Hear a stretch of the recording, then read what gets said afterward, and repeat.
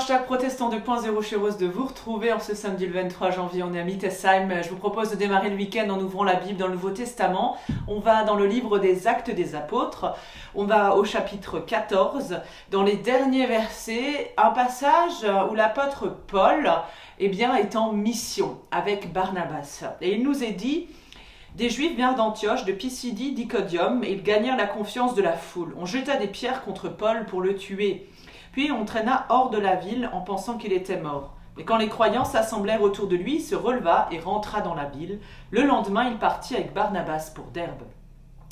Ainsi tous deux annoncèrent la bonne nouvelle dans la ville de Derbe, où ils firent beaucoup de disciples. Puis ils retournèrent à Lystre, à Iconium et à Antioche de Pisidie. Ils fortifiaient le cœur des croyants, les encourageaient à demeurer fermes dans la foi, et leur disaient: nous devons passer par beaucoup de souffrances pour entrer dans le royaume de Dieu. Dans chaque église, ils leur désignèrent des anciens, et après avoir jeûné et prié, ils les recommandèrent au Seigneur, en qui ils avaient cru. Ils traversèrent ensuite la Pisidie, arrivèrent en Pamphylie, ils annoncèrent la parole de Dieu, et ce à Perge, puis se rendirent à Attalie. De là, ils partirent en bateau pour Antioche de Syrie, la ville où on les avait confiés à la grâce de Dieu pour l'œuvre qu'ils avaient maintenant accomplie. Arrivés à Antioche, ils réunirent les membres de l'Église. Ils leur racontèrent tout ce que Dieu avait réalisé par eux et comment ils avaient ouvert la porte de la foi aux non-juifs, eux aussi. Paul et Barnabas restèrent assez longtemps avec les croyants d'Antioche. La joie est plus forte que tout, la bonne nouvelle également, et la mission que Paul et Barnabas vivent, elle dépasse les frontières. Leur mission n'est pas simple, elle est même très difficile. Il y a des oppositions nombreuses à leur présence.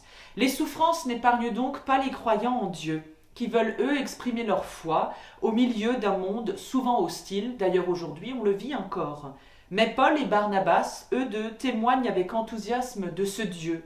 Un Dieu qui est là pour agir en tous ceux qui se tournent vers lui, en tous ceux qui se confient en lui dans la prière. Alors je vous propose de prier justement le Seigneur avec cette prière du jour dans le livret de la Société luthérienne, une prière de Grégoire de Nice. De quel nom pouvons-nous t'invoquer, Seigneur? Tu dépasses tout nom. Quel hymne pourra chanter tes louanges? Quels mots pourront parler de toi? De toi procède tout ce qui est dit, mais tu es au-delà de tous nos discours.